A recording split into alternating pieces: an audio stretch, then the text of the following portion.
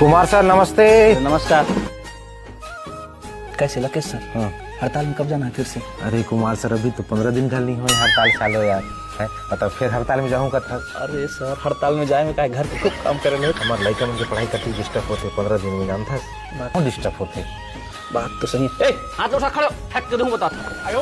Kumar sir लड़का कैसे खड़े करा दे हस। अब तो लगा बताओ ये लड़का के कक्षा के साथ पूरा मन बोर करने लगी ट्यूशन आता है आई छनिया में होशियार तेरे से तो रिस्क के मार खड़े करा। कुमार सर ये बहुत गलत बात है। सरकार हम लोग काबर तनख्वाह देते लड़का मतलब स्कूल में अच्छा से पढ़ाए बर ना कि घर में ट्यूशन पढ़ाए बर। बहुत गलत बात है कुमार सर। भगवान देखा थे पाप पड़ी पाप। अरे बताइए गरीब बच्चा तो कहाँ से दी ट्यूशन के पैसा।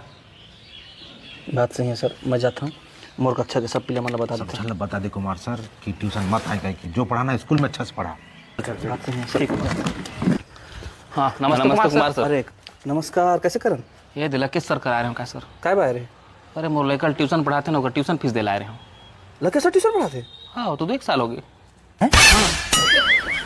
ये मैं गाली नहीं दे सकता। नहीं गाली नहीं देना। फैमिली देखती है वरना मैं ऐसे गाली दूं ऐसे